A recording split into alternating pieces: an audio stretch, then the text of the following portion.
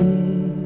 Qui peut te détrôner, Yahweh, Yahweh. Le ciel est ton trône, la terre est ton marchepied. Qui peut te détrôner, Yahweh, Yahweh.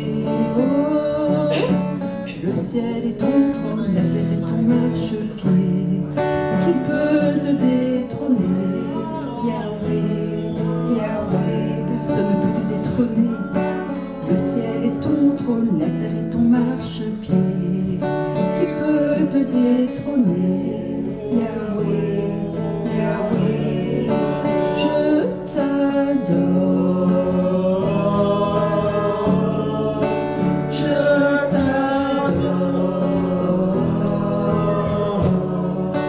Je t'adore.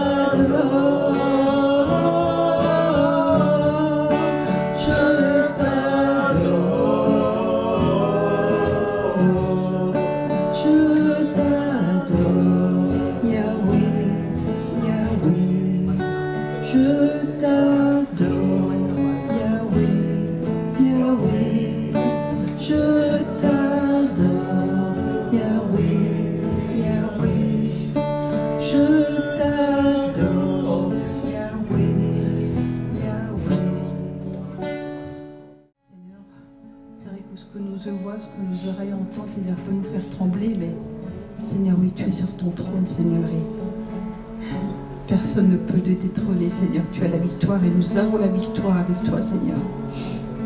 Seigneur, tu nous dis de ne pas trembler, de ne pas avoir de regard inquiet, mais de continuer à garder les yeux fixés sur toi. Parce que le ciel est ton trône, la terre est ton marchepied. Qui peut te détrôner, Yahweh, Yahweh. Le ciel est ton trône, la terre est ton marchepied. Qui peut te détrôner, Yahweh, Yahweh. Le ciel est ton trône, la terre est ton marchepied. Qui peut te détrôner, Yahweh, Yahweh.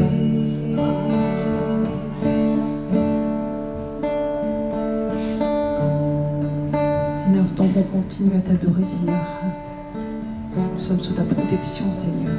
Tout ce que tu veux, c'est notre relation, notre adoration.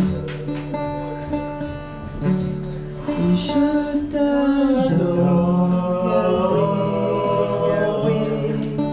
Je t'adore, Yahweh, Yahweh. Je t'adore, Yahweh, Yahweh, mon bien-aimé. Je t'adore, Yahweh, Yahweh.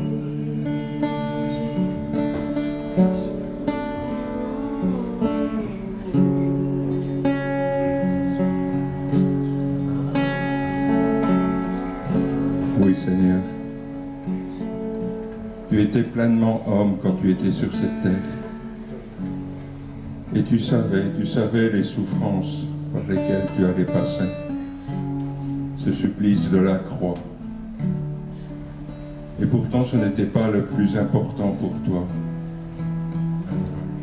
Pour toi, c'était cette coupe que tu allais boire. Ce péché que tu allais prendre sur toi, toi le sans tache, le sans péché. Toi qui allais boire cette coupe passée, présente et future. Qui allait tout prendre sur toi. Tu savais que ton Père allait détourner son regard, il ne pouvait pas supporter. Et ce sacrifice,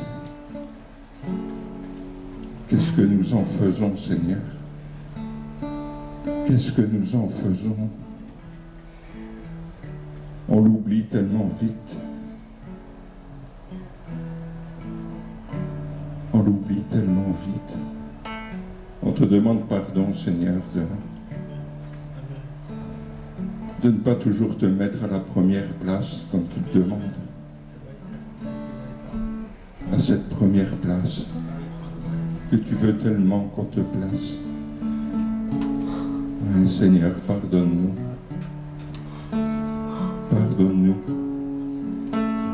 On a tellement besoin de repentance.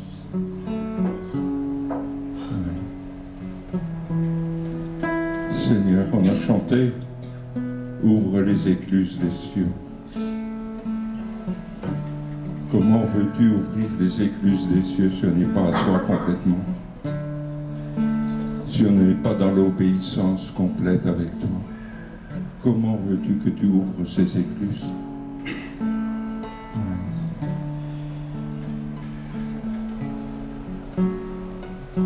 Oui, Seigneur. Saint-Esprit, rallume ce feu du premier amour dans chaque cœur, que ce soit un brasier qui devient de plus en plus intense, de plus en plus brûlant pour toi, Seigneur, mais aussi pour les autres. Sois béni, Seigneur, pour ta patience que tu as envers nous, pour ta bonté, pour ton amour que tu nous montres chaque jour, chaque instant, chaque moment. Oui, sois béni, Seigneur, malgré nos détournements, malgré notre inconscience. Sois béni, Seigneur. Sois béni, Seigneur.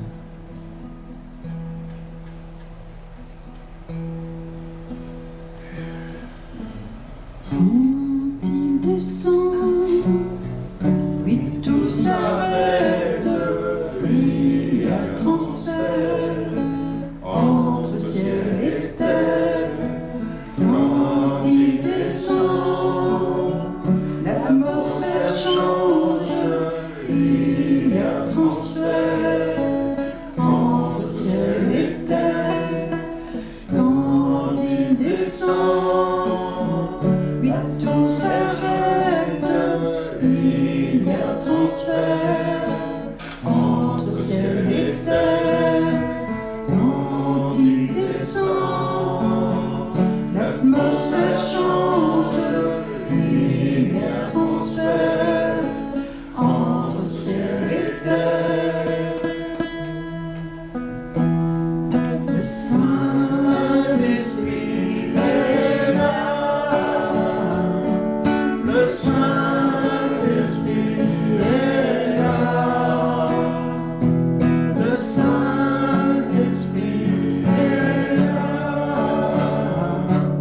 Le Saint-Esprit est là.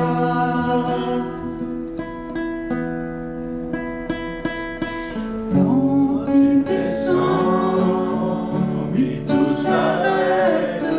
Il y a transfert entre ciel et terre.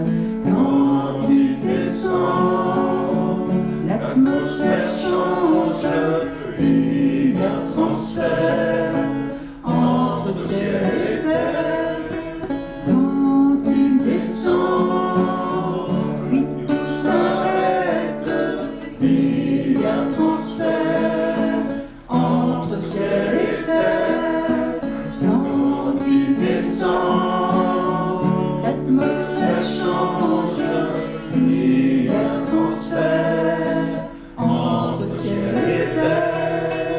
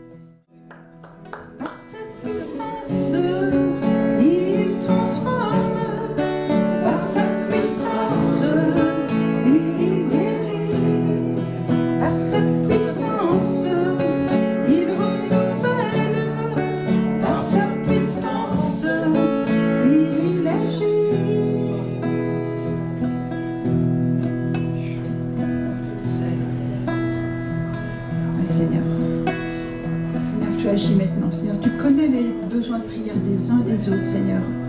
Et je sais, Seigneur, que tu opères maintenant. Je sais, Seigneur, j'en ai la conviction que tu viens toucher maintenant, Seigneur, chacun, chacune qui t'a demandé, Seigneur, de le toucher. Seigneur, je te prie que personne ne reparte de ce lieu, Seigneur, comme il est rentré.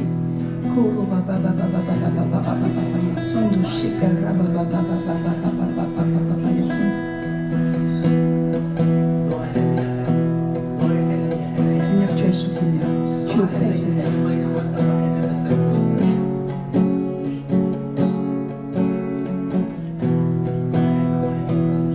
Tout ce qui doit dégager, dégage maintenant au nom de Jésus.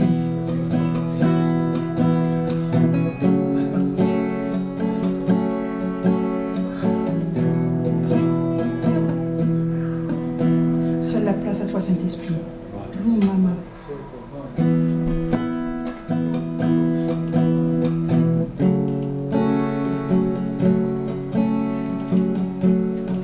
Seigneur, ta puissance.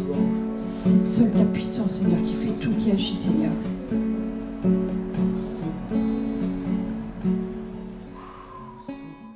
Rends-nous souple à ta voix, Seigneur. Rends-nous souple à ta voix, à ta douceur, Seigneur. Rends-nous souple à ta présence, Seigneur. Tu es venu Père, Fils, Esprit. Tu n'es pas venu qu'Esprit. Tu n'es pas venu que Fils. Tu es venu aussi Père. Alléluia. Alléluia. Nous avons tout pleinement en Jésus-Christ. Alléluia. Le Père, le Fils, l'Esprit sont tous ensemble. Alléluia. Nous sommes un avec toi. Père, je te bénis, Père. Je te bénis. Oh, je te bénis. Tu es grand. Tu es grand. Tu es papa. Tu nous as tant aimés. Papa, Shakabaka Doko Sokoma, Layakando So. Merci pour l'œuvre que tu fais dans nos vies. Merci pour ce que tu fais de nous, le temple du Saint-Esprit. Oyokabaka Doko Sokoma. Merci de nous aimer tant, papa. Pas digne de toi. Mais tu nous as rendu dignes, Seigneur.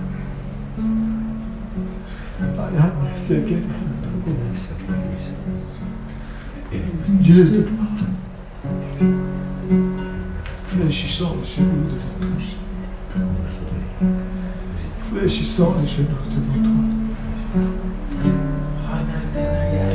Papa, alléluia. Tu es le Dieu consolateur. Le Dieu consolateur. Alléluia. Le Dieu qui apaise l'esprit. Le Dieu qui donne le repos. Le Dieu. Alléluia.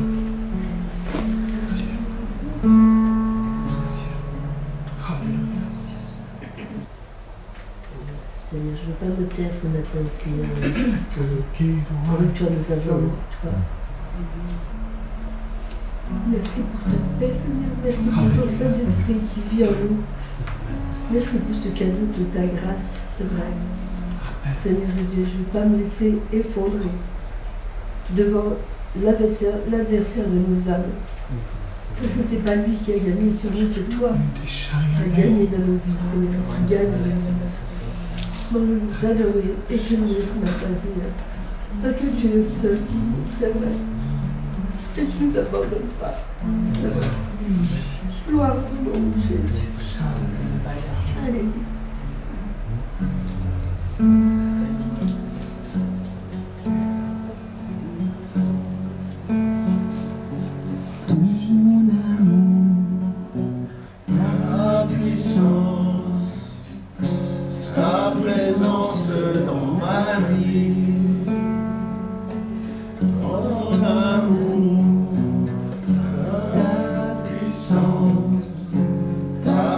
présence dans ma vie.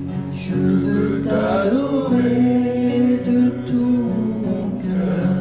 Et je veux t'adorer de toute mon âme. Et je veux t'adorer de toute ma force. Car tu es mon Dieu. Tu es mon Dieu.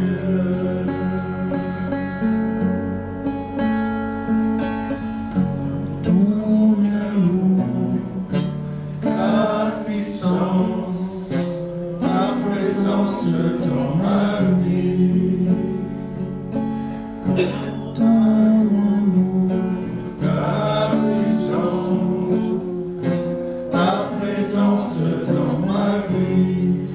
Je veux t'adorer de tout mon cœur. Et je veux t'adorer de toute mon âme. Et je veux t'adorer de toute ma force. Car tu es mon Dieu. Tu es mon Dieu. Je veux t'adorer de tout mon cœur. Et je veux t'adorer de toute mon âme. Je veux t'adorer de toute ma force. Tu es mon Dieu. Tu es mon Dieu. Je veux t'adorer de tout mon cœur. Et je veux t'adorer de toute mon âme. Je veux t'adorer de toute ma force. Car tu es mon Dieu. Tu es mon Dieu.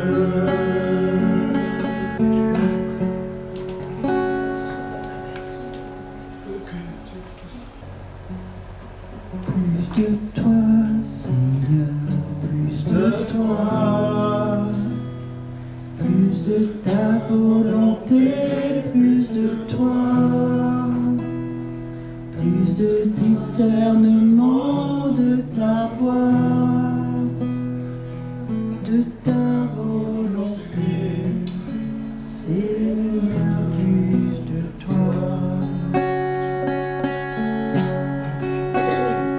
Plus de toi, Seigneur, plus de toi, plus de ta volonté, plus de toi, plus de discernement de ta voix, de ta volonté, Seigneur, plus de toi. Plus de toi, Seigneur, plus de toi, plus de ta volonté, plus de toi, plus de discernement de ta voix, de ta volonté, Seigneur, plus de toi. Voilà, en fait, souvent c'est Thierry qui apporte le message, mais il y a quelques jours, en fait, j'ai comme une urgence en moi, il y a quelque chose qui est monté, et le thème du message, c'est « Réveille-toi, toi qui dors ». Donc, ce sera en plusieurs parties, et comme voilà, ceux qui étaient présents à la réunion hier avec Cyril à la formation, mais il y a peut-être des choses qui vont peut-être se répéter différemment, mais quand il parlait, je me disais « Ah Seigneur, tu confirmes le message, tu confirmes ce que tu veux dire ». Donc comme on le dit, le temps s'accélère. Il y a le temps en fait, on dirait qu'il passe de plus en plus vite. On voit plus les jours, on voit plus les mois passer. Il y a une accélération du temps. Alors une chose justement qui m'a fait réagir aussi par rapport au message, c'est qu'on voit que tout est fait pour nous distraire. Il y a vraiment beaucoup de distractions, beaucoup de choses qui viennent nous happer. Et donc je constate, hein, comme vous, c'est pas nouveau, mais voilà, les écrans, hein, la télévision, je disais, les écrans sont de plus en plus grands.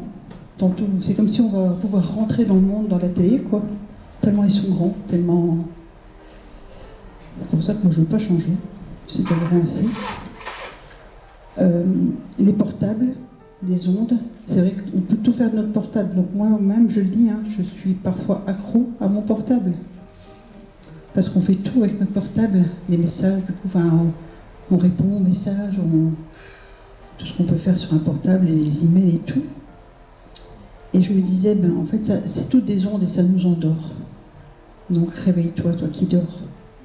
Et tout a été minutieusement conçu, vraiment pour nous rendre dépendants. Et ça nous aspire et ça nous met même dans une forme de léthargie. Alors qu'est-ce que la léthargie ? J'ai regardé dans le dictionnaire, la léthargie est un état pathologique caractérisé par un sommeil profond et prolongé, sans fièvre ni infection, où la personne peut parler mais se rendort facilement, rapidement. Elle se manifeste par une diminution considérable de l'activité et peut être décrite comme un état de torpeur ou d'apathie. En médecine, elle est souvent associée à des symptômes tels que l'insensibilité totale et la réduction de l'activité physique et mentale. Et c'est ça, avec ce qui se passe dans le monde, comment le mal prend le dessus, il y a de moins en moins de sensibilité, quoi. Les gens, ils sont insensibles, comme s'ils sont endormis, quoi. Il y a ça qui se passe, il y a ça qui se passe, et cette loi, et c'est comme si tout le monde est endormi. Donc ça parle de torpeur aussi, hein. La torpeur, c'est un état dans lequel se retrouve une personne dont l'activité corporelle, les sensations sont limitées et dont l'acuité intellectuelle est ralentie. Et il y a l'apathie, on parlait de l'apathie, c'est l'impassibilité voulue, état de l'âme, dont aucune émotion ne vient troubler la tranquillité. C'est comme si, des fois, on ne veut pas, quoi. Laissez-moi tranquille, on se ferme. Mais c'est pas ce que le Seigneur y attend, en fait. Parce que les jours sont mauvais, et le monde est dirigé par le prince des ténèbres, à cause du péché qui est omniprésent. Et donc le temps nous est volé. Et même depuis quelques années, il y a le mot procrastination. Avant, ça n'existait pas. Du temps de nos grands-parents, on n'entendait pas ce mot, procrastination. Donc c'est également lié au fait d'un défaut de gestion du temps, le temps que nous nous laissons voler, et de ce fait ensuite à se sentir dépassé, à ne pas savoir se fixer des objectifs. Et je disais aussi, on avait un suivi cette semaine, et c'est vrai que la personne avec qui on était en suivi, elle disait, en fait, les ondes nous dispatchent. C'est comme si les ondes viennent... Et c'est vrai que moi, des fois, je suis occupée, si mon portable, il y a un truc qui passe, hop, je prends, après je dis, je sais plus ce que je faisais. C'est comme si je suis toujours découpée dans mon activité. Je fais, puis hop, j'arrête, puis je fais, j'arrête. Donc on ne fait jamais une chose en continu. Mais c'est une sonnette d'alarme. Je me suis rendu compte, et même une fois, je regardais quelque chose pour préparer le message, et je me suis carrément endormie devant mon portable. Et ça, c'est rare que ça m'arrive. Je me dis, oh là, il y a quelque chose qui ne va pas. Donc vraiment, le Seigneur est en train de tirer l'alarme, quoi. Il nous avertit. Donc il nous dit, réveille-toi, toi qui dors. Réveillons-nous, hein, parce que le croyant, le vrai disciple de Jésus, doit dire, par sa façon de vivre, en fait, que l'heure est grave, que chaque minute compte, et qu'il est nécessaire de vivre entièrement pour Dieu. Encore maintenant, en plus, il y a la loi de l'euthanasie. Et pareil, je disais, mais quand on est en voiture, on roule, il y a un petit moineau qui vient se taper sur le pare-brise, qu'est-ce que ça nous fait? On n'aime pas, il y a quelque chose par rapport à la mort qui vient nous... Est-ce qu'on l'a tué? Est-ce qu'on l'a... Et c'est un petit moineau, il appartient au Seigneur. Mais là, on parle de personnes, quoi, qu'on va... Voilà. Donc, le Seigneur me ramenait du coup aussi à ses commandements. La parole du Seigneur et ses commandements viennent taper, sont venus vraiment taper dans mon cœur. Les commandements laissés par Dieu ne sont pas le fruit du hasard, ce ne sont pas des paroles à prendre à la légère, et ni certainement à oublier. Elles sont aggravées dans nos cœurs. Donc on va se les rappeler ensemble. Les 10 commandements ou décalogue sont dans le christianisme les 10 préceptes donnés par Dieu à Moïse sur le mont Sinaï, conformément au récit du livre de l'Exode, donc l'Ancien Testament. On peut faire un rapide résumé du livre de l'Exode. En fait, retenus en Égypte depuis plusieurs siècles, les Israélites sont opprimés par le Pharaon qui craint de les voir se multiplier et se révolter. Ça ne vous fait pas penser à quelque chose maintenant qu'on vit? C'est comme si, il y a des choses qui sont en train de se faire, il y a de plus en plus d'hommes qui peuvent peut-être plus procréer, parce que tout est modifié dans l'alimentation, dans plein de choses, les ondes et tout, pour que la reproduction ne puisse pas se reproduire. Un homme avec un homme, une femme avec une femme. Donc ils sont soumis aux travaux forcés et les nouveau-nés mâles, condamnés à mourir, mais placés dans une corbeille sur le Nil pour lui permettre d'échapper à la mort, recueillis par la fille du Pharaon, et puis adopté par elle, bien qu'hébreu, Moïse grandit en prince égyptien, mais décide de fuir après avoir tué un contremaître qui maltraitait les Hébreux. Ensuite, il y a Moïse qui s'installe dans le pays de Madian, près du mont Sinaï. Sur cette montagne qu'il gravit, Moïse rencontre Dieu. Donc c'est l'épisode du buisson ardent qui lui ordonne de retourner en Égypte pour délivrer son peuple. Et je crois que le Seigneur nous envoie aussi pour délivrer en fait son peuple. De retour en Égypte, Moïse tente de négocier avec le nouveau pharaon, mais échoue à obtenir ce qu'il demande. Et Dieu envoie alors 9 plaies aux Égyptiens en vain. Ce n'est qu'avec la 10e plaie, la mort de tous les premiers-nés, que Pharaon consent à libérer les Israélites. Donc ensuite, les Israélites prennent la route du désert, mais Pharaon revient sur sa promesse et envoie une armée afin de les rattraper. Les Israélites parviennent à traverser la mer Rouge, qui s'ouvre devant eux, alors que Pharaon et son armée périssent dans les eaux qui se referment. Le Seigneur est avec son peuple. Dieu n'abandonne pas son peuple. Mais harassés, les Israélites se rendent au pied du mont Sinaï, et Moïse grimpe, mais il tarde à revenir. En proie au doute, les Hébreux décident de se créer un nouveau culte autour du veau d'or. C'est dans Exode 32. Et pendant ce temps, en haut de la montagne, Dieu propose à Moïse une nouvelle alliance et lui donne les 10 commandements pour guider la nation israélite, commandements qui sont gravés sur les tables de pierre. Et ça me faisait penser à ce qu'on vivait aussi. Il y avait une dame qui avait une délivrance très puissante, et à chaque fois c'est très puissant. Et puis elle était réassise sur sa chaise, et je vais la voir, je dis: ça va? Elle dit: non, ça va pas, j'en ai marre, ça va pas, non.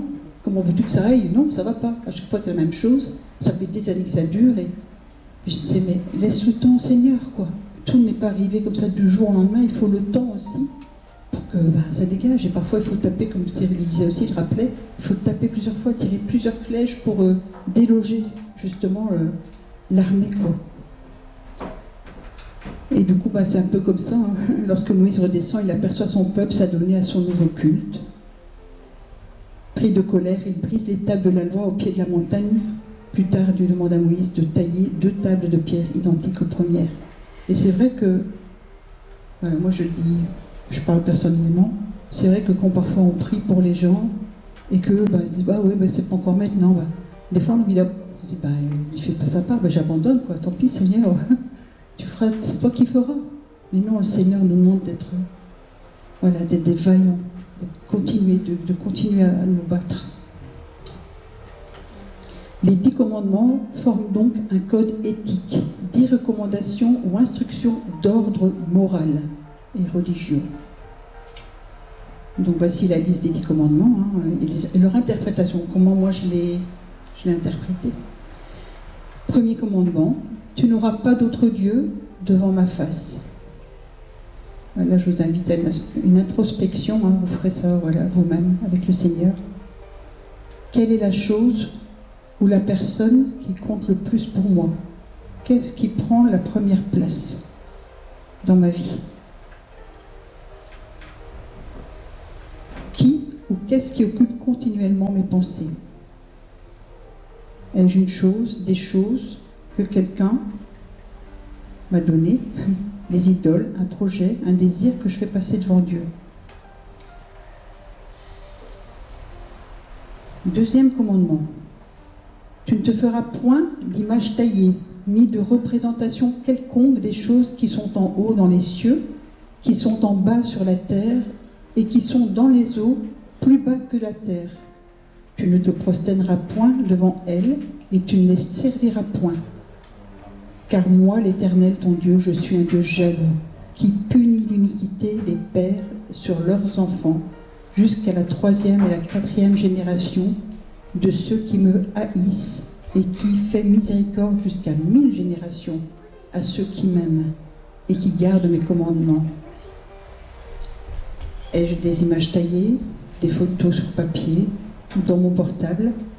Pareil, en fait, la semaine dernière, on accompagnait une personne qui était vraiment en proie avec une situation, enfin une relation sentimentale. Et en fait, cette personne capturait tout sur son écran. Elle gardait les photos, les messages. Ça peut être aussi des images taillées. Attention à ce qu'on garde. Même parfois quand on fait du nettoyage, moi je vois quand je fais du nettoyage sur mon portable, il y a des trucs cachés, des sous-caches et tout ça. Et des fois je me dis, ah, il y a encore ça, ah, il y a encore cette photo de cette personne, alors que c'est quelque chose qui était, non, fini quoi. C'est derrière. Et c'est encore là, c'est dans les caches et les sous-caches. Donc, attention, faisons du nettoyage. Aussi bien est-ce un objet que j'ai reçu et auquel je suis liée. Pareil, on a eu la visite d'un membre de la famille Thierry, et on témoigne, mais il n'y a aucune ouverture, voilà. Mais c'est drôle, peu de temps avant qu'elle parte, en fait, elle me dit, ah oui, ben moi j'ai reçu une fois un objet, c'est un objet, je pense, Thierry, un objet à une personne, et elle m'a dit, oui, enfin, c'est une personne, je crois, qui faisait sûrement de l'ésotérisme, je sais pas quoi, elle m'a dit, ça va vous porter bonheur, surtout gardez-le. Et alors elle me disait, ah, je ne serais pas le jeter, quoi, non, parce que sinon, qu'est-ce qui va m'arriver? Je me disais, mais tu te rends compte, en fait, tu es lié à cet objet, qu'est-ce qui pourrait t'arriver? Ah non, mais non, je l'ai toujours, je l'ai dans la boîte, je le garde. Et ça fait des années. Donc parfois aussi, ou parfois même des affaires de nos parents, de nos grands-parents, on ne sait pas ce qui a pu être fait, ce qui a pu être transmis. C'est vrai, on a le Saint-Esprit nous dira ce qu'on doit jeter, ce qu'on doit éliminer. Moi, X années après ma conversion, on est en Bretagne, et un matin, le Saint-Esprit me parle d'une médaille en argent, qui était encore dans une boîte à bijoux. Et en fait, c'était une des seules choses que j'avais de mon parrain, qui était mon grand-père maternel. Et c'était une médaille, je crois, de sa communion. Il y avait son nom derrière, sa date de naissance. Mais de l'autre face, en fait, il y avait Jésus, mais qui présentait une hostie. Ah, un jour, j'ai dit, ok, je mets à la poubelle, quoi. Poubelle. Mais des fois, on ne prend pas conscience. On se dit, c'est... J'ai pas trop connu mon parrain, voilà, c'est quelque chose que ma maman m'a donné, m'a transmis, donc c'est la seule chose que j'ai de lui. Mais non. 3e commandement. Tu ne prendras point le nom de l'Éternel, ton Dieu, en vain, car l'Éternel ne laissera point impuni celui qui prendra son nom en vain. Alors, je dis tu, pour se poser des questions, est-ce que tu te sers quelquefois du nom de Dieu, de sa parole, pour obtenir raison ou te justifier, pour te rendre intéressant, pour en mettre peut-être même plein la vue? Ta connaissance de la parole est-elle le reflet de tes actes, de ton cœur? Prends-tu le nom de Dieu comme bouclier devant tes adversaires lorsque tu es totalement en tort? Dieu m'est témoin, Dieu me fera justice. Et c'est vrai que, voilà, pareil, la semaine dernière, j'avais fait un petit commentaire sur une publication Facebook, et la personne, elle m'a répondu en disant, ouais, en tant que pasteur, vous ne devriez pas juger, vous ne devriez pas, alors que je ne jugeais pas, je marquais juste une vérité. Et elle me sortait des versets. Est-ce que vous en voulez plus? Je lui dis, non, moi je ne joue pas avec la parole de Dieu. Je ne joue pas ce jeu-là. C'est des conséquences. 4e commandement. Souviens-toi du jour du repos pour le sanctifier. Tu travailleras 6 jours et tu feras tout ton ouvrage. Mais le 7e jour est le jour du repos de l'Éternel, ton Dieu.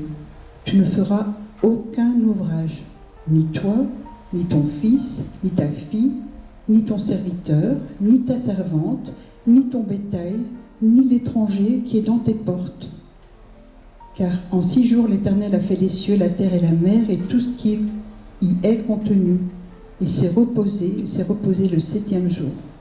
C'est pourquoi l'Éternel a béni le jour du repos et l'a sanctifié. Alors une question voilà, que je pose et qu'on tous se poser.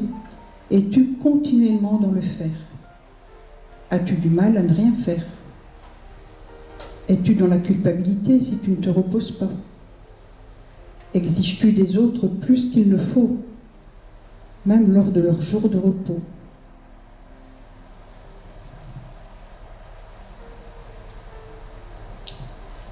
Cinquième commandement. Honore ton père et ta mère, afin que tes jours se prolongent dans les pays que l'Éternel, ton Dieu, te donne. Et vraiment, je crois qu'en tant qu'enfant, on a tous des choses à reprocher à nos parents. Et après, voilà, on devient parent, et c'est autour des enfants qui nous reprochent aussi certaines choses. Il n'y a pas de méthode pour être parent. Malheureusement, il n'y a pas de méthode. Chacun fait comme il peut, comme avec ce qu'il a, avec son éducation aussi, ce qu'il a reçu. Mais je crois qu'à un moment donné, malgré tout, même si on a pu avoir des parents qui n'étaient peut-être pas, voilà, on peut dire bons, et encore peut-être qu'eux se croyaient bons, mais le Seigneur nous demande d'honorer nos parents.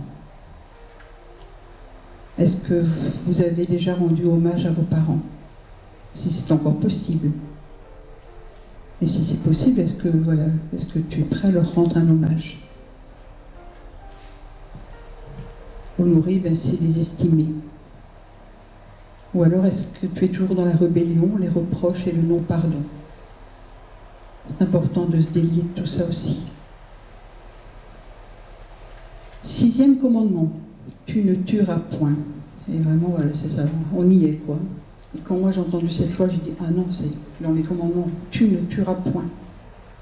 Peut-on décider de tuer quelqu'un, de la mort de quelqu'un, dans son cœur, dans son corps et dans son âme? Qu'est-ce que tuer?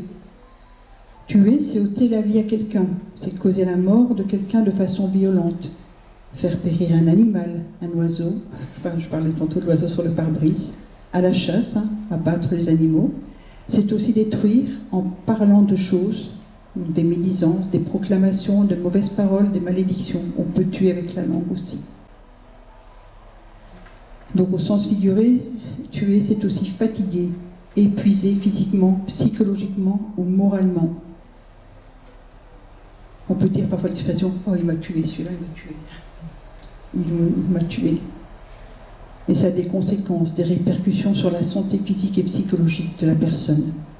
Ça peut même pousser la personne au suicide.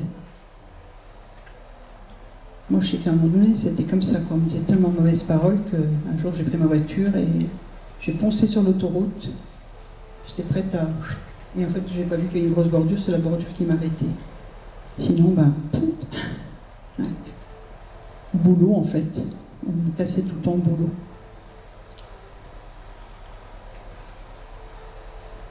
Tuer, c'est faire disparaître quelque chose, causer sa ruine. L'égoïsme aussi finit par tuer l'amour.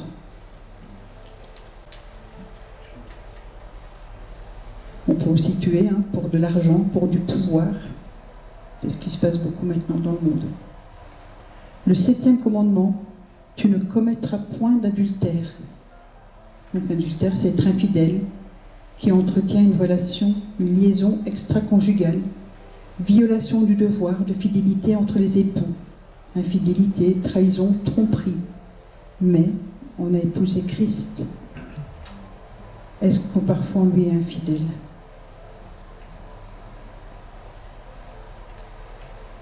Huitième commandement, tu ne déroberas point.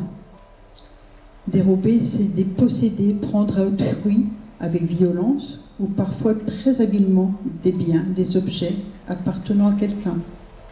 Voler, s'approprier ce qui est à l'autre. Même ça peut être volé, voilà, quelqu'un qui a créé quelque chose, une invention à la belle, et on lui vole. Qui n'a jamais volé? Si le Seigneur vous révèle des choses, bien, mettez-les à la lumière et simplement repentez-vous. Il n'y a pas de condamnation, c'est juste pour qu'on laisse le Seigneur mettre en lumière s'il y a des choses à mettre en lumière. 9e commandement, tu ne porteras point de faux témoignages contre ton prochain. Il arrive que certains témoignent sur des on-dit et qui se répètent ensuite de bouche en bouche, une rumeur, une information non vérifiée qui circule, sans preuve, et partagée par les gens entre eux. Ça va très vite aussi, on peut parfois se laisser manipuler, se laisser avoir par l'ennemi à ce niveau-là. Ça peut aussi être témoigné aussi contre de l'argent ou recevoir un avantage. Si tu fais ceci, bien moi je ferai ça pour toi. Le faux témoignage est défini comme l'action de déclarer sciemment des faits inexacts sous serment devant une juridiction ou un officier de police judiciaire. Et vraiment, cela constitue un délai pénal, une atteinte à la vérité judiciaire. En France, le faux témoignage peut entraîner des sanctions, notamment 5 ans d'emprisonnement et 75 000 € d'amende. Donc faisons attention. Et je sais que au plus on peut avancer aussi, justement, parce qu'on s'expose quand on est enfant de Dieu, on va au combat. Et c'est vrai qu'il y en a qui vont venir contrer et qui vont porter des faux témoignages, mais on a le droit de réagir aussi. Voilà. Bien sûr, demander la justice au Seigneur, mais en même temps de réagir et de répondre justement à la personne. Donc en résumé, les 10 commandements de la Bible sont les suivants. Premier commandement, aimer un seul Dieu. Deuxièmement, ne pas vénérer d'idole. Troisièmement, ne pas utiliser le nom de Dieu en vain ou pour faire le mal. Quatrièmement, le sabbat est un jour sacré. Cinquièmement, honorer son père et sa mère. Sixièmement, ne pas tuer. Septièmement, ne pas commettre l'adultère. Huitième commandement, ne pas voler. 9e commandement, ne pas livrer de faux témoignages. 10e commandement, ne pas convoiter les biens ou la femme de son prochain. Donc en fait, les 10 commandements peuvent être assemblés en 2 grandes catégories. Les 4 premiers commandements concernent la relation entre Dieu et les hommes, donc ça veut dire l'alliance. Et les 6 commandements suivants traitent des rapports au sein de la société, selon le principe sous-entendu de la réciprocité et de la règle d'or. Je ne fais pas ce que tu ne voudrais pas qu'on me fasse. Mais les deux vont de pair, ils ne se séparent pas. C'est les 10 commandements, tout va ensemble. Autrement dit, les 10 commandements énoncent un double principe, l'amour de Dieu et l'amour de son prochain. Cette double ouverture permettra l'entrée dans un monde de paix. C'est vraiment, si chacun prend conscience de ces commandements, chacun met en pratique ces commandements, à commencer par nous qui sommes les témoins de Christ, eh bien, on peut espérer un monde de paix. Et en parlant des commandements, etc., voilà. Donc c'est vrai que cette semaine, on a accompagné pas mal de personnes, dont une personne en particulier. Et vraiment, j'ai aimé cette personne parce que cette personne a ouvert son cœur et a tout mis à la lumière. Et tout mettre à la lumière, bien c'est fermer le bec de l'ennemi. Dès qu'on met tout à la lumière, et franchement, c'était un homme, parce que moi j'étais présente aussi, mais il a dit Christelle, on est entre adultes, tu sais comment ça se passe. Et moi j'ai dit, s'il y a des choses que tu veux parler juste avec Thierry, je m'éclipserai. Même s'il y a des choses que moi je ne vais pas faire entendre, je partirai. Mais vraiment, il a mis tout à la lumière. Et je me dis, là c'est déjà un grand pas vers la victoire, de mettre en lumière. Il y a tellement de choses en fait cachées, le honte, mais il n'y a pas de sujet tabou, on le redit toujours, Thierry et moi, il n'y a rien de tabou. Osons parler de tout.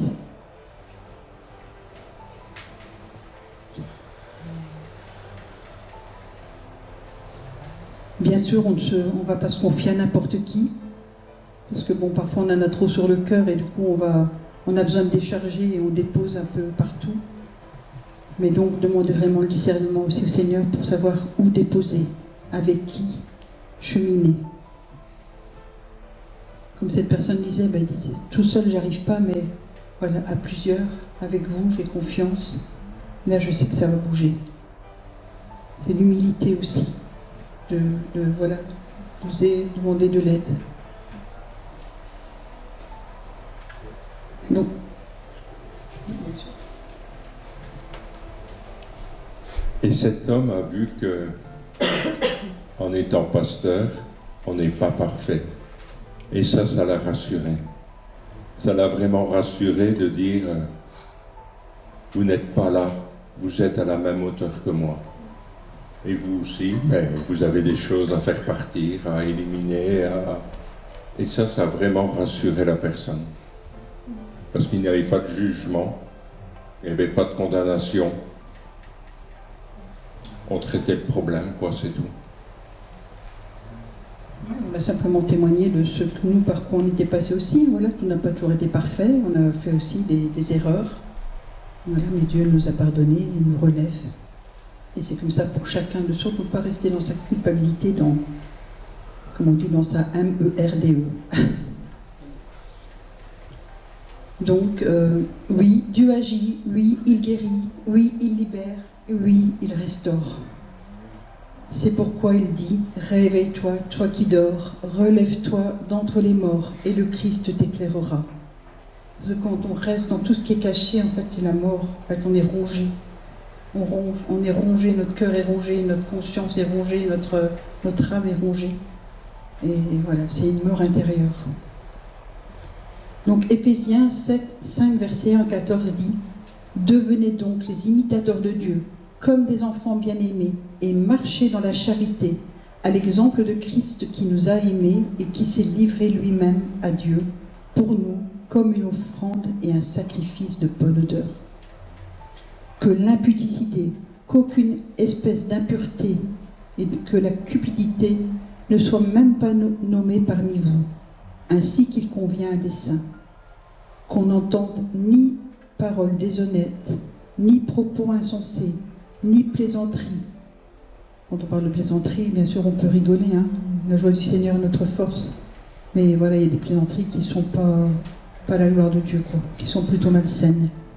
Choses qui sont contraires à la bienséance, qu'on entende plutôt des actions de grâce. Car sachez-le bien, aucun impudique ou impur ou cupide, c'est-à-dire idolâtre, n'a d'héritage dans le royaume de Christ et de Dieu. Que personne ne vous séduise par de vains discours, car c'est à cause de ces choses que la colère de Dieu vient sur les fils de la rébellion. N'ayez donc aucune part avec eux. Autrefois vous étiez ténèbres, et maintenant vous êtes lumière dans le Seigneur. Marchez comme des enfants de lumière.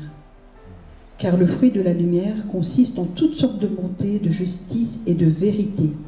Examinez ce qui est agréable au Seigneur, et ne prenez point part aux œuvres infructueuses des ténèbres, mais plutôt condamnez-les. Et c'est vrai que je partageais à Thierry, je ne sais plus, on était en voiture, et je ne sais plus comment c'était. Il y avait une fois quelqu'un qui avait partagé quelque chose, et toi, tu n'avais pas réagi, parce que je crois que tu ne savais pas comment le dire, etc. Et j'ai dit, mais si, on aurait dû réagir, on aurait dû lui dire. Parce que quand on voit un frère ou une sœur qui n'est pas sur le bon chemin, qui est en train de chuter, ne rien dire, pour moi, c'est non-assistance à personne en danger. Voilà, on doit dire les choses avec amour, toujours. La personne acceptera ou elle n'acceptera pas, mais on doit dire. C'est important. Et si elle n'accepte pas, bon ben voilà, mais en tout cas, on a fait notre part. Alors, dans les vidéos, du coup. Donc, examinez ce qui est agréable au Seigneur et ne prenez point part aux œuvres infructueuses des ténèbres, mais plutôt condamnez-les. Car il est honteux de dire ce qu'ils font en secret. Mais tout ce qui est condamné est manifesté par la lumière. Car tout ce qui est manifesté est lumière. C'est pour cela qu'il est dit « Réveille-toi, toi qui dors, relève-toi d'entre les morts, et Christ t'éclairera. » Au plus on met les choses en lumière, au plus on est éclairé. Éclairé veut même dire qu'on est lumineux, on rayonne, on voit sur le visage, on voit. Il y avait la pub pour yaourt qui dit « Ce qui est fait à l'intérieur se voit à l'extérieur ». Ben, avec le Seigneur, c'est ça. Je crois qu'ils ont pris ça, en fait, de la vérité de Christ. Ce qui est fait à l'intérieur, tout le travail, se voit à l'extérieur. Prenez donc garde de vous conduire avec circonspection, non comme des insensés, mais comme des sages. Rachetez le temps. Ils disent rachetez le temps. On parlait du temps tout à l'heure, car les jours sont mauvais. C'est pourquoi ne soyez pas inconsidérés, mais comprenez quelle est la volonté du Seigneur. Ne vous enivrez pas de vin. On peut boire un verre de vin, c'est pas interdit, hein, surtout qu'on est en Bourgogne. Il nous a amenés dans le pays du vin, où coule le vin, le bon vin. Mais voilà, ne soyez pas dans la débauche. Soyez au contraire remplis de l'esprit.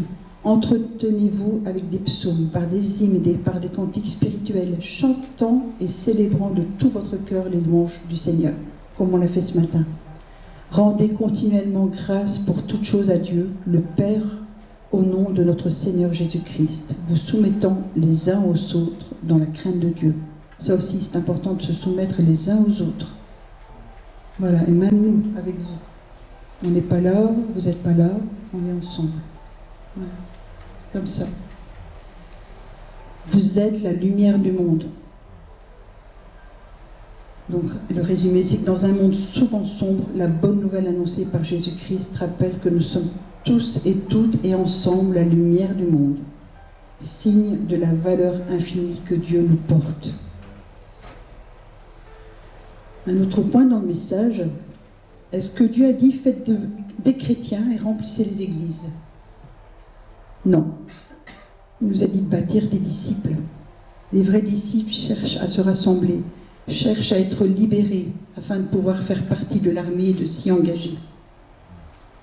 Un soldat blessé ne sera peut-être pas très efficace sur le champ de bataille. Et pourtant, nous sommes en guerre, dans une guerre spirituelle qui s'intensifie de jour en jour. Mais, quelle place choisis-tu aujourd'hui? Où est ta place dans l'armée? Est-ce que tu préfères plutôt même déserter? Matthieu 28, 19 nous dit ceci. Allez de toutes les nations, faites des disciples, baptisez-les au nom du Père et du Fils et du Saint-Esprit, apprenez-leur à observer tout ce que je vous ai commandé. Et moi, je suis avec vous tous les jours jusqu'à la fin du monde. Il n'y a pas de catégorie. On dit, oh oui, je suis chrétien. Les gens disent, oh, je suis chrétien. Mais Dieu n'a pas dit il y a des chrétiens. Jésus n'a pas dit il y a des chrétiens, non. Il y a des disciples, ça n'a jamais existé, c'est même pas dans sa pensée. Il a dit faire des disciples. Matthieu 25, versets 1 à 14 nous dit, alors le royaume des cieux sera semblable à 10 vierges qui, ayant pris leur lampe, allèrent à la rencontre de l'époux. 5 d'entre elles étaient folles, et 5 sages. Les folles, en prenant leur lampe, ne prirent point d'huile avec elles, mais les sages prirent avec leur lampe de l'huile dans des vases. Comme l'époux tardait, souvent on dit c'est le retour de Jésus, mais on dit oui, on entend ça depuis des années, mais pourtant, comme l'époux tardait, tous s'assoupirent et s'endormirent. Ils s'assoupirent et s'endormirent. Au milieu de la nuit, on cria « Voici l'époux, allez à sa rencontre !» Alors toutes ces vierges se réveillèrent, préparèrent leurs lampes. Les folles dirent aux sages « Donnez-nous de votre huile, car nos lampes s'éteignent. » Mais les sages répondirent « Non, il n'y en aurait pas assez pour nous et pour vous. Allez plutôt chez ceux qui en vendent et achetez pour vous. » Pendant qu'elles allaient en acheter, l'époux arriva. Celles qui étaient prêtes entrèrent avec lui dans la salle des noces, et la porte fut fermée. Plus tard, les autres vierges vinrent et dirent « Seigneur, Seigneur, ouvre-nous !» Mais il répondit « Je vous le dis en vérité, je ne vous connais pas. Veillez donc, puisque vous ne savez ni le jour ni l'heure. Il en sera comme d'un homme qui, partant pour un voyage, appela ses serviteurs et leur remit ses biens. » Et même nous, on ne sait pas ni le jour ni l'heure où on va partir de cette terre. Donc le temps qui nous est donné, qu'est-ce qu'on en fait? Est-ce qu'on donne pour le Seigneur? Est-ce que ses plans sont parfaits? Ou est-ce que on garde encore une grosse partie du temps pour nous? Donc je rappelle, les 5 vierges folles symbolisent ceux qui laissent s'éteindre en eux la flamme de l'amour. Les 5 vierges sages donnent l'image de la perfection de l'amour qui veille. Elles sont tournées vers Dieu, dans l'attente de leur époux Jésus-Christ. Même s'ils tardent, leur vigilance reste sans faille. Les 5 vierges folles représentent ceux qui ne font que confesser leur foi chrétienne, tandis que les 5 vierges sages représentent les chrétiens, les disciples authentiques, les vrais croyants.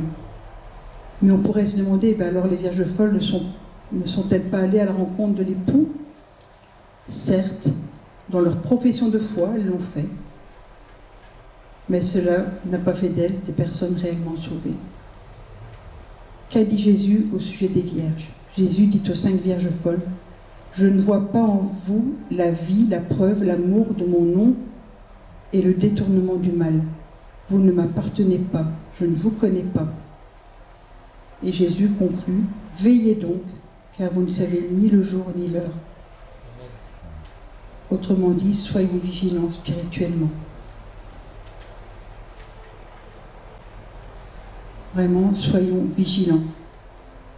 Parce que nos actions, nos choix vont déterminer en fait de quelle catégorie on fait partie. Alors la signification, je rappelle, c'est des choses que vous connaissez, mais bon, c'est bon de se le rappeler. La signification de la lampe dans la Bible, la lampe est une parabole donnée par Jésus-Christ. Elle est citée dans 3 évangiles. Elle est l'image des humains qui doivent être la lumière du monde en suivant les vertus. Que représente l'huile dans la parabole des 10 vierges? L'huile est le symbole du Saint-Esprit. Pendant que les 10 vierges s'endorment, elles s'endorment avec leur lampe allumée. Mais au milieu de la nuit, lorsque l'époux arrive, elles se réveillent tout au son de son appel. L'importance d'avoir notre communion avec le Saint-Esprit. Jésus nous a laissé le Saint-Esprit. Il y a une puissance dans cette relation avec le Saint-Esprit.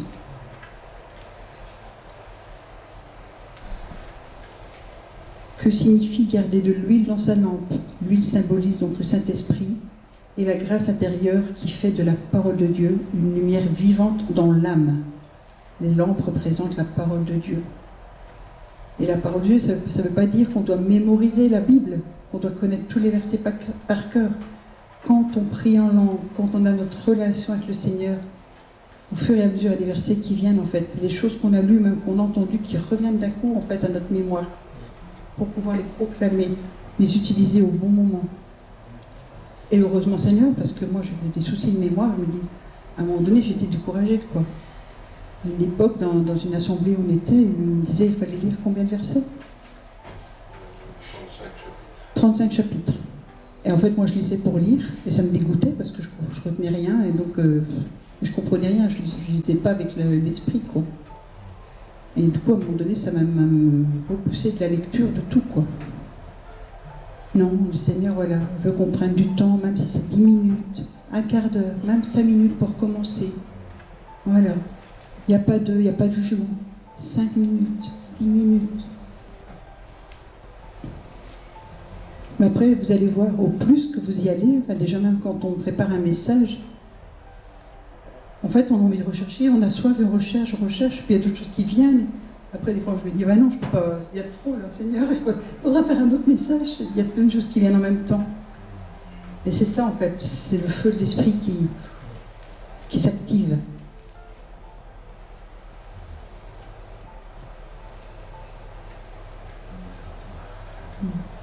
Selon Matthieu 24-36, ni les anges, ni même Jésus ne peuvent connaître le moment précis de l'Apocalypse. Dieu seul le sait. Matthieu 24, versets 37 à 44, souligne l'importance pour la communauté d'être prête. Dans ce contexte, être prêt signifie continuer à mettre en pratique l'enseignement de Jésus dans l'Évangile selon Matthieu. Je vous lis.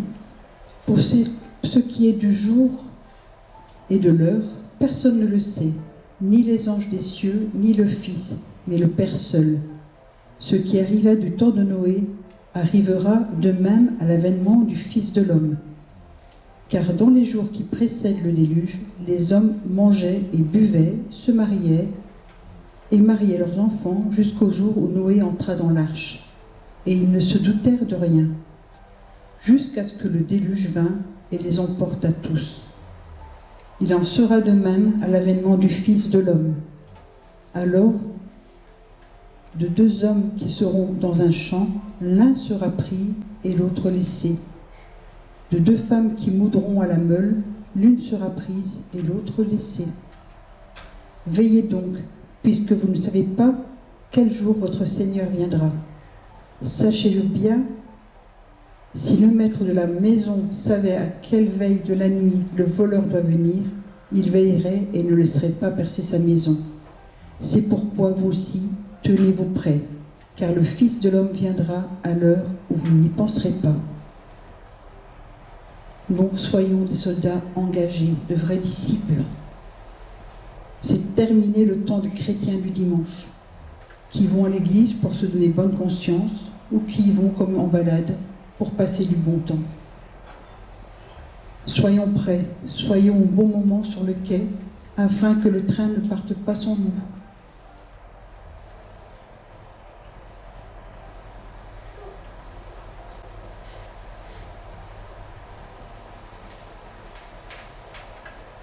Alors, voilà, on est appelé à être des soldats, mais comment, je vais pas aller trop loin parce que je vois qu'il y a du ami divin, je ne vais pas vous endormir. Il y a tellement de choses à dire.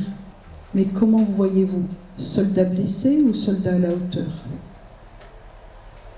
Un soldat qui a envie de servir ou qui a plutôt envie de déserter? Il y a juste ça, en fait, dans le nombre 13-33, dit ceci: nous y avons vu des géants, enfants d'Anak, de la race des géants. Nous étions à nos yeux comme des sauterelles, et c'est ce que nous étions aux leurs. En fait, les Israélites étaient des victimes de l'opprobre et ils se voyaient comme des sauterelles en fait devant l'ennemi. Et ceux qui avaient été voir en avance avant d'emmener toute la tribu, en fait, ils avaient vu les géants et puis ils se sont dit ah ben non, c'est pas possible. Ils sont revenus avec cette information parce qu'eux-mêmes voyaient, ils se voyaient eux-mêmes petits. Ils ne se voyaient pas à la hauteur que Dieu donne. Dieu nous rappelle qu'on nous fera des choses plus grandes. Il nous a dit, vous ferez des choses plus grandes que moi je n'ai faites. Il nous donne sa puissance. Il nous donne son identité. Nous sommes ses fils et ses filles, les filles du roi des rois. Et tout ce qu'il a fait, nous pouvons le faire. Comme Tommy nous dit, il nous envoie des disciples pour aller guérir les malades, pour baptiser. Est-ce qu'on saisit notre identité? Pour ceux et celles qui n'arrivent toujours pas à saisir leur identité, voilà, relisez peut-être dans les évangiles, réécoutez les enseignements qui ont déjà été donnés sur l'identité. Sinon, on est également là pour vous accompagner. Parce que l'ennemi attaque dans les pensées. C'est l'ennemi, en fait, qui nous dit non, dès qu'on veut faire quelque chose, ben non, t'es pas à la hauteur. Oh ben non, t'y arriveras pas. Moi-même, pour ce message, j'entendais, mais c'est du connu, c'est du répété, quoi, ça n'a rien apporté. C'est ce que l'ennemi disait dans mes oreilles. Je disais à Thierry ce matin, je ne sais pas si je vais le donner. Mais ça, c'est l'ennemi. Comment est-ce qu'on se voit? C'est les forteresses de pensée. C'est tout ce qui est venu nous enfermer dans notre enfance, dans les blessures qu'on a eues. Les forteresses de pensée qui nous bloquent. D'où l'importance de traiter aussi les pensées, les forteresses de pensée. Pareil, on est toujours là aussi pour vous accompagner, pour traiter les forteresses de pensée. Voilà, le Seigneur, il ne nous a pas envoyés pour rien. On est là pour faire son œuvre, pour vous aider, pour vous accompagner. Et on est parfois même surpris qu'il y ait si peu de personnes de l'Assemblée qui nous demandent des suivis pour des forteresses de pensée. On le fait plus avec des personnes extérieures que des personnes intérieures. Donc il y a un souci. Après, chacun est libre. Voilà, on n'oblige personne. Mais voilà, on ne sait ni le jour ni l'heure. Donc je vous encourage vraiment à vous positionner, vraiment à décider de ce que vous voulez faire pour le Seigneur, de là où vous voulez être et de ce que vous voulez laisser guérir aussi en vous. Voilà, soyez bénis. Amen. Merci.